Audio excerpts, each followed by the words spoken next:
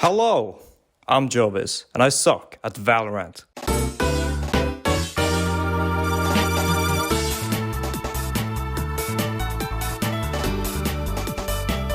So for the past 6 months, I've been working on a multiplayer first-person shooter in Unity, for the sole reason that I suck at Valorant and I need to prove my self-worth by making my own video game. Anyways, so the first step of making a multiplayer FPS game in Unity is creating two projects, one for the client and one for the server. Once you got these two projects up and going, it's time to start planning out your game. And when creating a multiplayer FPS game, it's really important to have a solid foundation when working on a game. So you probably want to start working on something important like networking or player movement. But being the competent game developer that I am, I wanted to spend the first 2 weeks of this project making a map for the game. And it didn't really work out as I expected it to. So the reason why I started making the map for the game is because I thought, hey, maybe if I work on something creative and 3D modeling stuff that I like, I'll actually be able to finish a project and keep my motivation up. But in reality, making a map for a video game is actually really hard and tedious, as I came to understand. So here's like 2 weeks of work. It was not much fun. I first tried to make everything in a blender, but realized that this will take like 2 years to finish. So I downloaded this thing called Pro Builder Unity, which was actually quite helpful, even though it has a lot of lacking features. But we got there. Anyways, here's the map. Cool.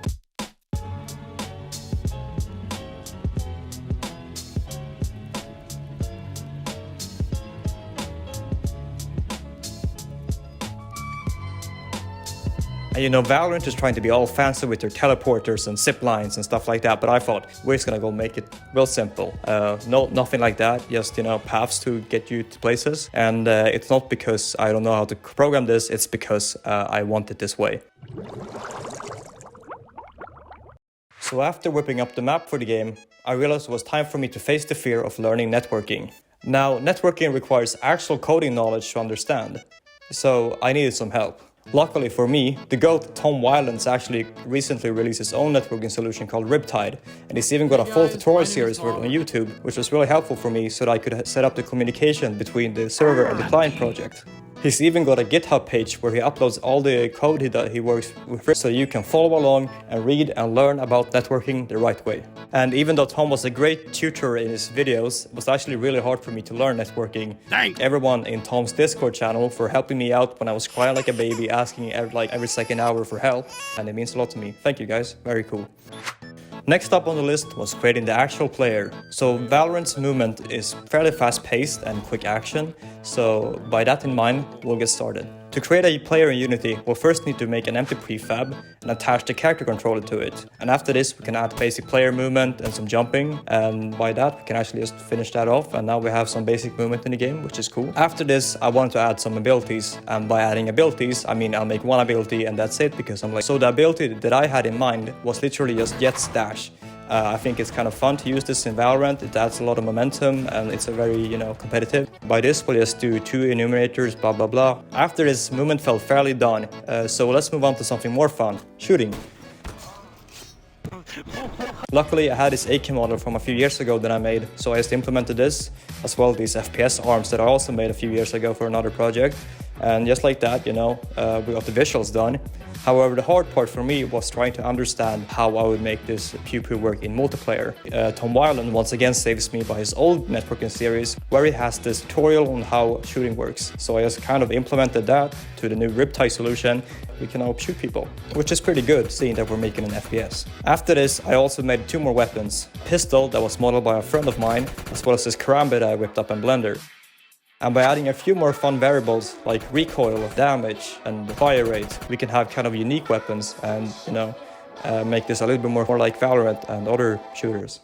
I would also like to give a big shout out here to my boy Davey for helping me with this tutorial. He has actually got a tutorial on shooting on his own channel where he goes over just what I've been talking about and stuff like weapon sway, which I also implemented, and it's really helpful, so I'll leave his channel in the link below. Last part of making a player is actually making something that isn't directly the player, but rather other players in the game. Doing this, we'll have to implement my boy Fever Dream Steve.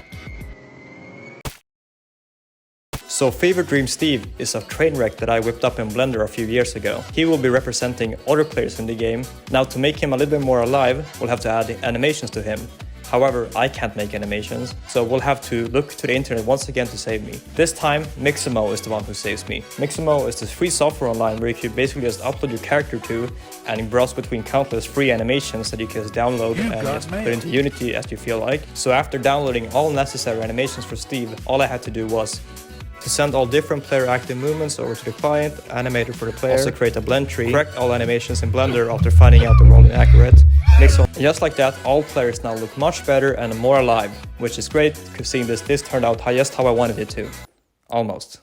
Alright, so after I finished making the player, it was time to make the actual gameplay.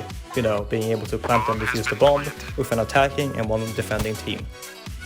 The big problem here though is that there is no online tutorial showing you the necessary steps to creating a bomb defuse game, so I was left here figuring out all the networking by myself. First off, I made the player be able to choose the attacking or the defending team before the game. This way, the server could organize if a player is able to plant or pick up the bomb or be able to defuse it. This also helps out with spawning the teams accordingly, as well as not being able to kill teammates. Next up was creating the bomb. I just had the server handle everything about the bomb, like if it was planted, being defused, or was defused or exploded, stuff like that. And the client would just see this 3D model that I whipped up in Blender, and if the bomb was spawned on a bomb site, it would start, and the client would just see this red thing on it, and it would indicate, hey, I'm being planted. If the bomb was being defused by a defender, the client would see this thing turn yellow, and if it was defused, it would turn green. Pretty simple, right? Also look at this cool particle that I made using Unity's part stop. So to make the game progress, we need a round system, and this can be represented by an int. Then you'd have two more ints to represent the team's points, one for attacker and one for the defenders. Now, we'll follow the general rules of a bomb defuse game. If the bomb explodes, the attackers win. If the bomb gets defused, the defenders win. Simple. However, to add more to the game, we also need a timer that is being active at all times. This timer usually works in the favor of the defender team, seeing that the attackers have to be planted a bomb before this timer runs out, otherwise the defenders win. However, if the attackers plant the bomb, the defenders have to defuse this bomb within a certain amount of time. For this, you need another int to represent the time being played out. This you can do by a function that is invoking the timer by 1 for each second.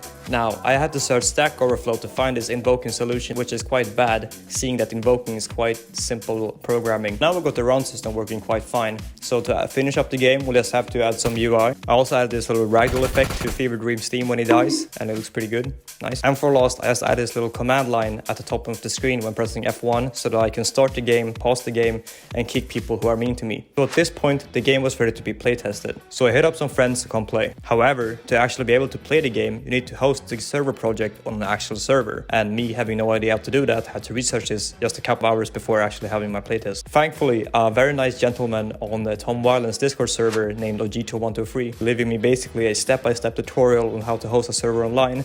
So thank you, you're very cool. And now to wrap up the project, I made a main menu and asked some of the friends to come play Valorant 2.0 for the first time with me. Here you have some amazing gameplay of my game. I hope you enjoy it and thank you for watching. Alright, jag är inne i gamet. Är det du som är BB? Möjligtvis. Holy shit. My man went flying. Är du tillbaka på marken igen? Jag är tillbaka på marken. Okej, bra. Okej, då kör vi igen. Nu plantar jag. Men tryck G och släng ett bomben. Där då, 30 sekunder.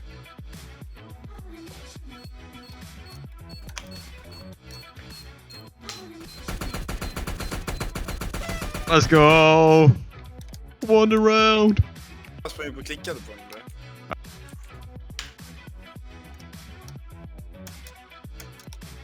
Jävlar! Okej. Hon är dead. Oh. Okej, men dog inte Liv? Okej, vi skippar runt. Korrekt. Having a blast. Yep, actually.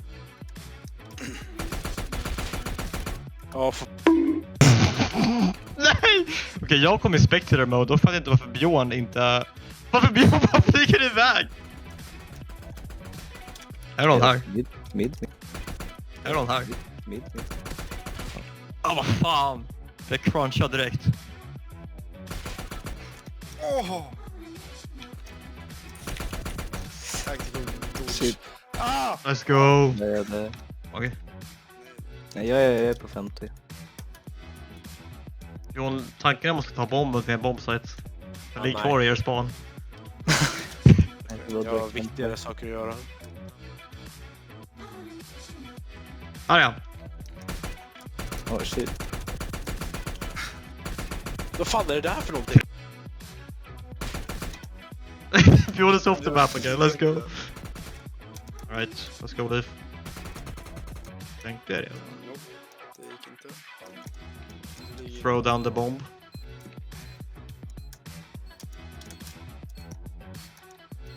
Oh shit, bomben. Vad är Det du bort Björn? att det finns bomber. Fan du så Björn. Han skickar mig. Let's go. Alright, timer is dead. Yes.